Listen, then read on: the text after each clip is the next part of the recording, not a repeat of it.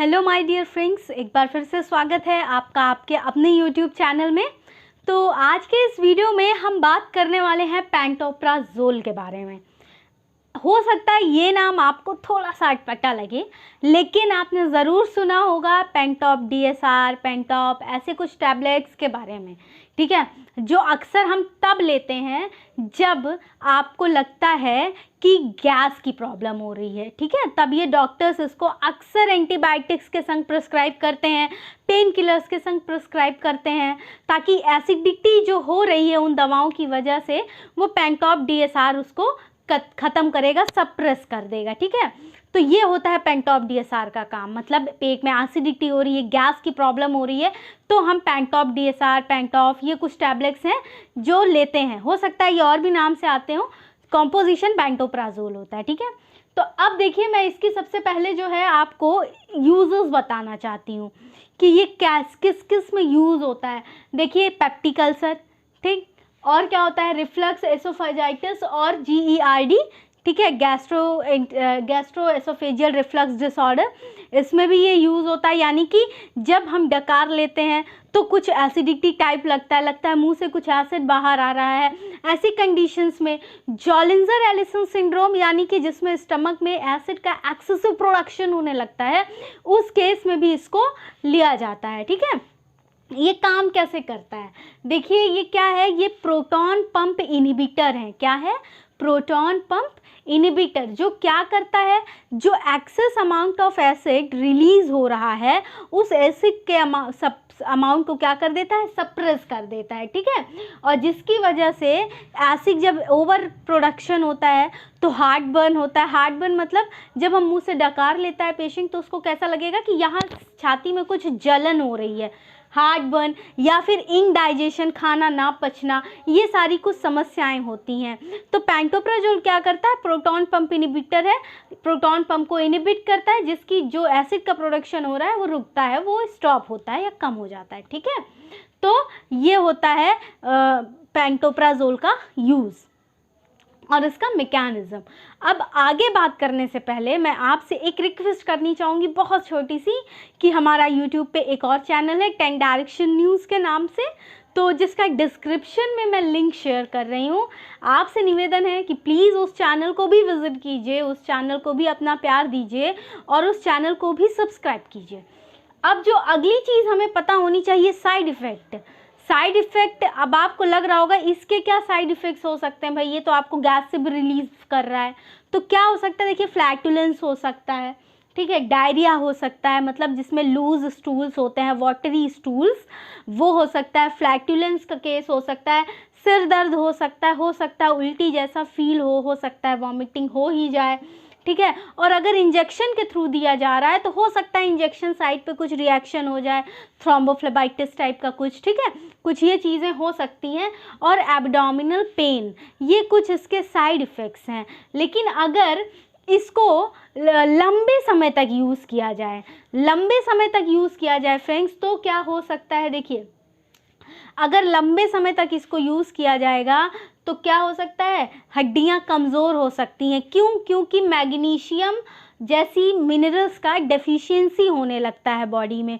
इसलिए जब डॉक्टर इसको लंबे समय के लिए प्रिस्क्राइब करते हैं, वैसे तो इसका यूज़ ये जनरली 3 दिन या 4 दिन में यूज़ इसका ख़त्म हो जाता है, लेकिन अगर आपको लंबे समय तक डॉक्टर प्रिस्क्राइब करें तो इसके संग संग कैल्शियम या कुछ मिनरल्स टैबलेट या सप्लीमेंट्स बढ़ा करके देंगे, ताकि बॉडी में जो मैग्नीशियम की कमी है वो ना होने पाए, जिसकी वजह से हड्डियाँ भी कमज़ोर हो सकती हैं।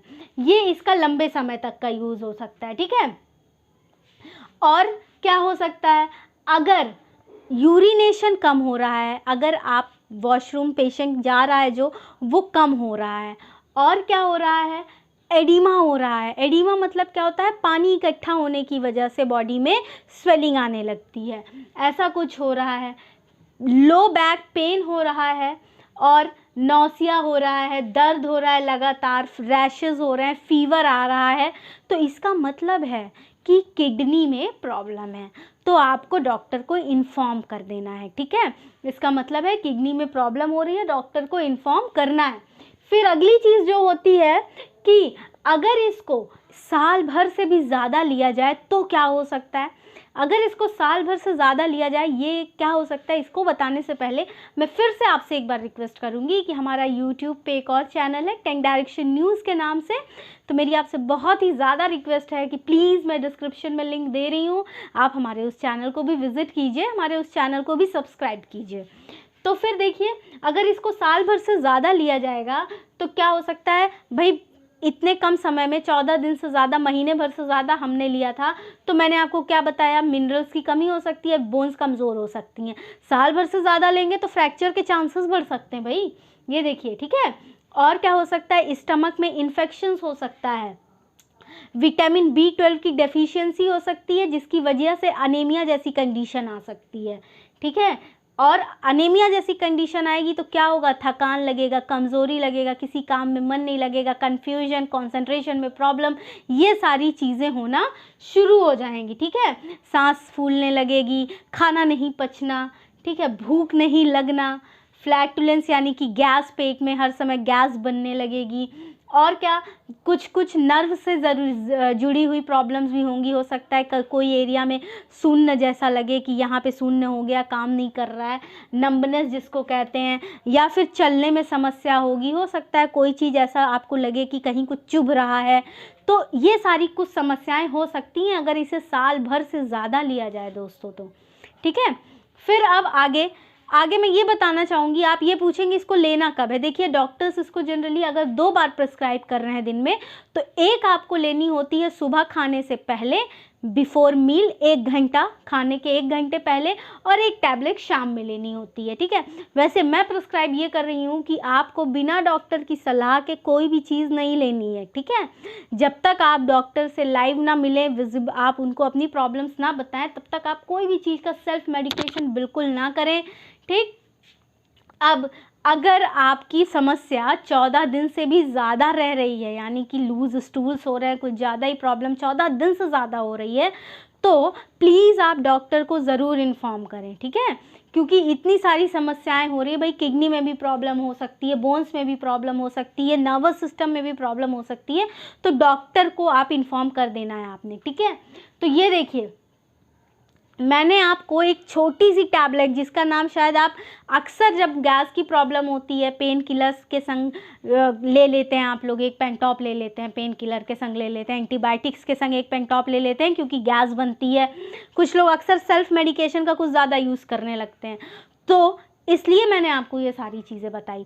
अब कुछ और चीज़ें बताती हूँ। देखिए, अल्कोहल के संग ये दवा बिल्कुल नहीं लेनी है, और अगर हो सके तो आपको ऐसी चीज़ें बिल्कुल नहीं खानी है, यानी कि कैफ़ीन वाली चीज़ें, बहुत ज़्यादा कार्बोनेटेड वाटर्स यानी कि कोल्ड ड्रिंक वगैरह, या अल्कोहल, सिगरेट, ये सारी चीज़ें अवॉइड करनी है, क्योंकि ये सारी चीज़ें क्या करती हैं, एसिड का प्रोडक्शन करती हैं, ठीक। खट्टा ज़्यादा नहीं खाना है, तीखा ज़्यादा नहीं खाना है जिससे एसिड का प्रोडक्शन हो रहा हो, ये सारी कुछ चीज़ें आपको अवॉइड करके चलनी है फ्रेंड्स, ठीक। तो देखिए, इतनी छोटी सी टैबलेट पेंटॉप, जिसका आप अक्सर लोग हमेशा सेल्फ मेडिकेशन में यूज़ करते हैं, जो मैं हमेशा कहती हूँ सेल्फ मेडिकेशन आप कतई ना करें, हमेशा डॉक्टर की सलाह के बाद ही कोई चीज़ लीजिए। तो सेल्फ मेडिकेशन करते हैं पेंटॉप, और देखिए कितनी बड़ी बड़ी समस्याएं हो सकती हैं, हड्डियां तक कमज़ोर हो सकती हैं, नर्वस सिस्टम तक डैमेज हो सकता है। तो this is all about today's video. उम्मीद करती हूँ जैसा समझाना चाह रही थी आपको समझ में आया हो। कभी भी बिना डॉक्टर की सलाह के कोई दवाइयाँ मत लीजिए, और अगर वीडियो पसंद आई है तो प्लीज़ जानकारी को जितनी हो सके उतनी शेयर कीजिए, लोगों तक पहुंचाइए बातों को, ताकि लोग अब हमेशा सेल्फ मेडिकेशन को अवॉइड करें और हमेशा एक जानकार फिजिशियन की सलाह के बाद ही कोई चीज़ लें। तो जितना हो सके वीडियो को शेयर कीजिए, वीडियो लाइक कीजिए, वीडियो को लास्ट तक देखेंगे तो सारी इन्फॉर्मेशन आप तक पहुँचेंगी। होप वीडियो समझ में आई होगी। Thank you very much and stay healthy.